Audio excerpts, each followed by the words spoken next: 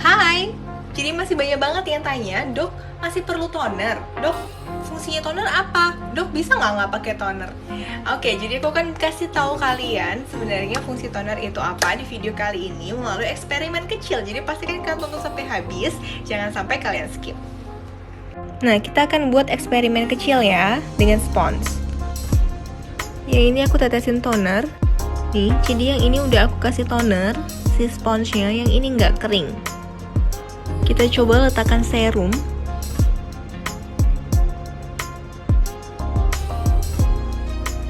Nih lihat, itu udah hampir rata tuh, serumnya udah hampir masuk. Kalau yang itu lihat tuh masih ada kayak ngumpul kan, tuh masih gembung. Jadi serumnya kurang meresap. Kita coba dengan krim. Nah, setelah 2 menit dan aku ratakan, lihat ini yang pakai toner dia lebih even. Ini masih ngumpul. Nah, banyak banget yang request ke aku untuk kasih info mengenai si cuka apel ini. Ternyata ada banyak yang pakai ya. Nah, jadi si cuka apel ini sebenarnya dipercaya bisa membuat kulit kita bebas bakteri karena dia membunuh bakteri karena adanya asam asetat yang diperoleh dari hasil fermentasinya. Tapi benarkah itu berfungsi dengan baik? Kita simak videonya kali ini. Nah, beberapa penelitian yang saya temukan salah satunya ini ya. Jadi dalam penelitian ini dia meneliti bener nggak sih si cuka apel itu dia memperbaiki integritas atau skin barrier dari kulit. Nah, hasilnya ternyata tidak ada efek signifikan terhadap peningkatan skin barrier kulit kita. Malah yang ada itu skin irritation atau iritasi kulit. Selain itu saya juga temukan jurnal ini, yaitu penelitian yang meneliti apple cider vinegar. Ternyata hasilnya itu adalah chemical burn atau iritasi pada kulit. Ini salah satu contoh lainnya, jadi irritation kulit. Jadi sampai saat ini saya belum menemukan bukti medis manfaat cuka apel pada kulit. Nah, ini adalah video lanjutan part 2-nya dari video sebelumnya tentang cuka apel. Jadi belum ada scientific evidence atau bukti medis yang mengatakan bahwa cuka apel ini memiliki efek benefit untuk kulit. Tapi kalau dilihat dari kandungannya, secara logika, secara teori, memang dia bisa sebagai antibakteri. Tapi kita harus ingat lagi bahwa semakin banyak kita pakai antibakteri, itu juga akan membunuh bakteri baik yang sebenarnya bisa menjaga keseimbangan kulit kita. Ya, jadi kalau kalian mau pakai si cuka apel ini sebagai toner atau treatment untuk wajah kalian, sebaiknya kalian dilusi ya. Jadi 1:4 atau 1:3.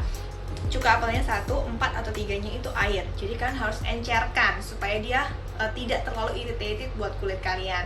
Kemudian kalian bisa pakai cuman 1 minggu hanya boleh sekali ya sebagai toner. Kemudian setelah kalian oles, tunggu 5 menit, kalian harus bilas, nggak boleh didiemin. Nah, karena beberapa pertanyaan begini juga banyak banget yang masuk, jadi dalam episode kali ini aku akan bahas seputar serum. Nah, jadi jangan sampai ketinggalan ya. Nah, sebenarnya serum ini apa sih ya? Sebenarnya serum itu adalah formula yang mengandung konsentrasi tinggi bahan-bahan tertentu untuk mengatasi permasalahan kulit kamu. Jadi menurut saya tergantung isi serumnya. Kalau kamu jerawatan dan kamu perlu salicylic acid, adanya dalam bentuk serum, menurut saya it's okay. Atau kamu mau memakai pelembab dalam bentuk serum, menurut saya juga nggak apa-apa. Tapi kalau kamu mau memakai serum yang tujuannya untuk yang kamu tidak perlukan, seperti misalnya anti-aging serum, karena serum-serum yang di luar itu kebanyakan untuk anti-aging ya. Nah, itu menurut saya belum perlu. Perhatikan usia kamu juga. Biasanya anti-aging dimulai awal dari 30 tahun. Jadi jawaban saya tergantung kondisi kulit kamu, permasalahan kulit kamu, dan kandungan serumnya. Hai, jadi ini ada pertanyaan, dok sekali-sekali bahas tentang mutihin kulit boleh nggak? Boleh banget dong darling. Ya, jadi dalam video kali ini, episode kali ini aku akan bahas bagaimana caranya mencerahkan kulit wajah kamu. Jadi jangan sampai ketinggalan. Yang pertama, kamu bisa mencari serum, lotion, ataupun krim yang mengandung bahan-bahan ini.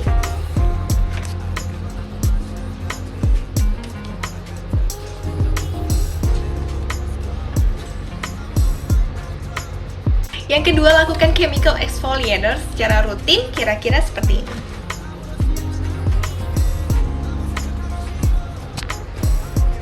Selanjutnya, kamu bisa mengkonsumsi bahan-bahan seperti di atas sebagai suplemen.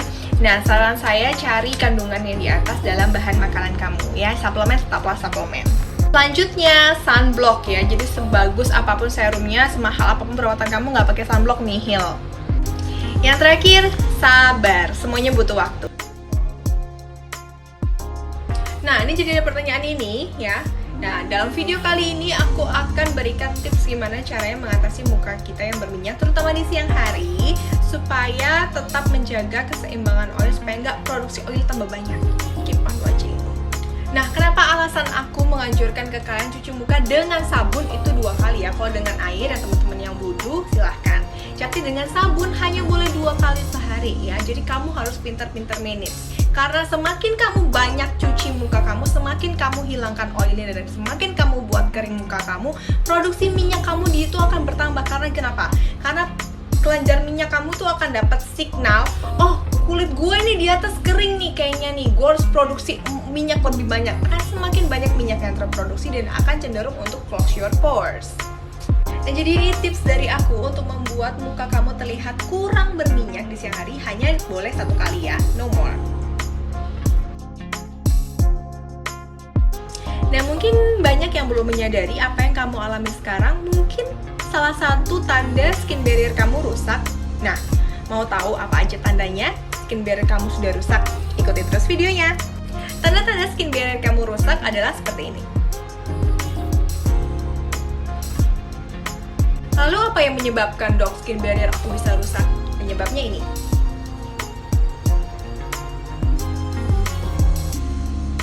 Lalu berapa lama, dok, skin barrier itu bisa utuh kembali? Sekitar ini. Nah, terus aku harus pakai apa, dok? Ini ya, rekomendasi aku sabun, cari yang begini. Toner. Serum. Pelembab. Sunblock terakhir. Semoga membantu.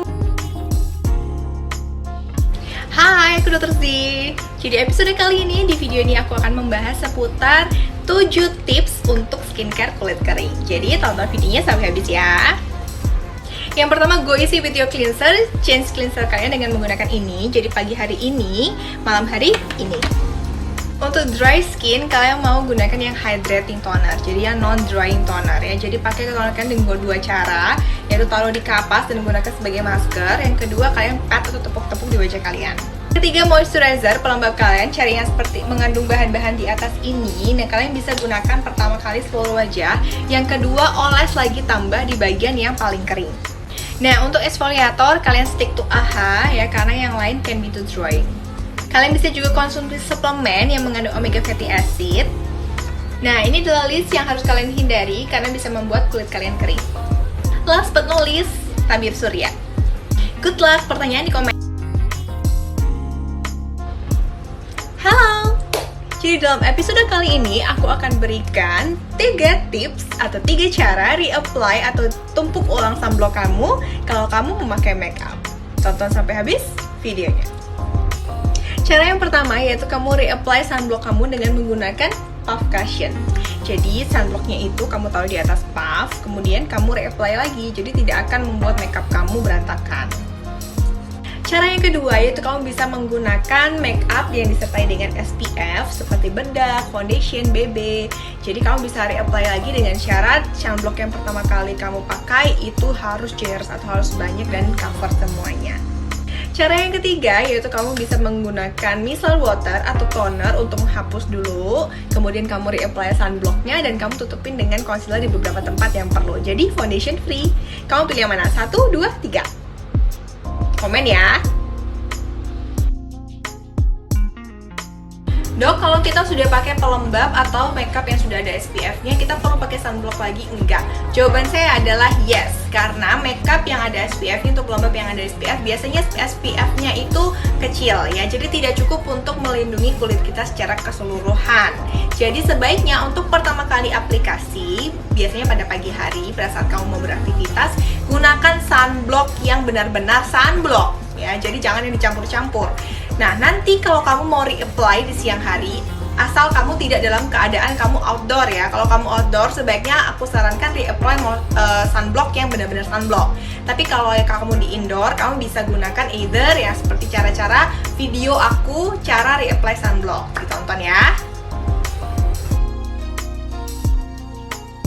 Nah, kalian masih ada ada yang bingung, dok ini boleh dicampur ini nggak ya, ini boleh dicampur ini nggak ya, jadi aku buat video khususnya bahan-bahan apa aja yang tidak boleh dipakai bersamaan ya, jadi tonton videonya sampai habis. 1. Retinol dan AHA. 2. Retinol dan BHA. 3. Retinol dan vitamin C. 4. AHA dan vitamin C. Benzoyl peroxide dengan adapalene atau BHA atau clindamycin. Benzoyl peroxide dengan vitamin C. Nah, kemudian yang digunakan bersamaan tapi be careful. AHA dan BHA, vitamin C dan vitamin E, vitamin C dan vitamin B3, vitamin C dan sunscreen. Nah, gimana? Udah mengerti? Pertanyaan di komen ya. Oke, ini jadi pertanyaan yang paling banyak banget masuk di komen aku, dan aku baru sempat bikin videonya, maaf banget ya. Jadi video kali ini, today episode lebih tentang acne scar, khususnya adalah bopeng atau scars yang teksturnya begini ya. Nah, ada dua tipe scars, yaitu atrophic dan hypertrophic scar. Atrophic itu dibagi lagi menjadi 3, yaitu ice pick, box scar, dan rolling scar. Ice pick ini yang dia kecil tapi dia dalam banget ya. Nah, ini ya, jadi dia kecil tapi dalam. Sedangkan box scar itu dia seperti box ya, jadi dia nggak rata karena dia jeglongnya agak box. Biasanya kayak bekas cacar itu bisa box atau rolling ya. Terus kayak gini, ini hampir mirip tapi dia lebih ke arah dia lebih smooth. Kalau hypertrophic itu kayak keloid, tapi dia bukan keloid. Bedakan hypertrophic scar dengan keloid ya. Nah, ini tipe-tipe scar. Tipe kalian yang mana? Komen ya. Hai, ketemu lagi dengan saya Dr. Z. Jadi kalau yang sebelumnya aku sudah bahas macam-macam bopeng ya, ada atrophic dan hypertrophic scar. Nah, kalian sudah tahu, kalian sudah komen. Jadi video kali ini akan berpusat pada gimana sih cara kita membuat kulit kita kembali lebih mulus, lebih ya. Karena scars tidak akan bisa kembali seperti kulit kita normal banget, bagus banget ya. Jadi how to fix the scars. Nah, cara kerjanya gimana sih kalau kita mau buat kulit kita lebih bagus teksturnya? Kalian perlu mengaktifkan sel ini nih, si fibroblast, supaya dia aktif, supaya dia bisa produksi si kolagennya. Kalian bisa mencoba laser, PRP treatment menggunakan darah kalian sendiri yang diambil growth factornya, derma roller, microneedling atau microdermabrasion. Nah, yang paling baru adalah injeksi salmon DNA yang pastinya saya hasilnya wow banget. Nah, untuk rekomendasi skincare, kalau kalian mau, komen ya. Oke, ada yang tanya, dok, kalau facial itu bisa menyebabkan bopeng apa enggak? Ya, jadi aku akan bahas di video ini, pastikan kamu tonton sampai habis.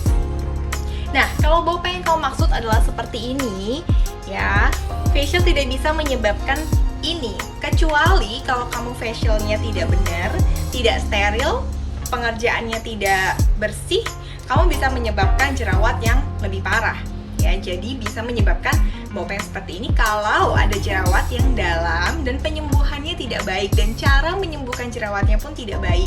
Jadi facial tidak secara langsung membuat bopeng ya, seperti yang kamu bilang. Nah, yang terjadi adalah kalau facialnya tidak bagus caranya, justru itu akan merusak kulit kamu. Jadi dalam prosesnya itu bisa menyebabkan jerawat atau berujung ke bopeng. Jadi kalau kamu facial, cari yang steril, teknik yang tepat, dan berpengalaman.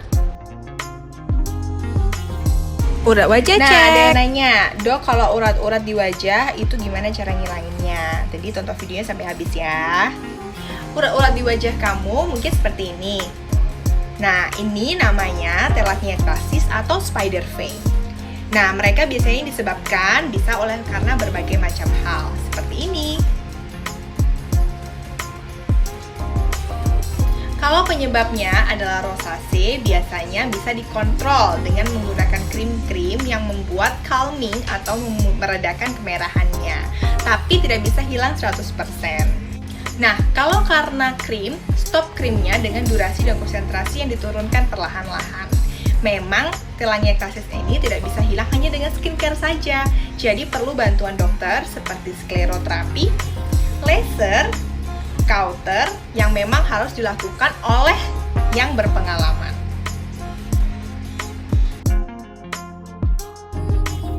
Nah, ini ada pertanyaan menarik dari Harikana.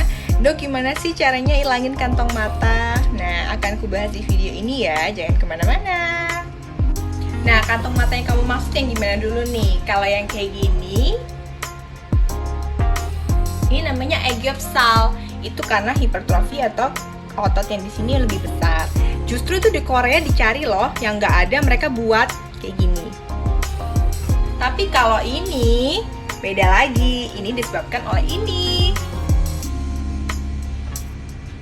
Cara mengatasinya, kalau memang gaya hidupnya harus diubah ya. Tips dari aku. Nah, kalau yang ini beda lagi, ini karena faktor usia. Kalau yang ini beda lagi karena usia ya, penanganannya butuh tindakan dokter seperti filler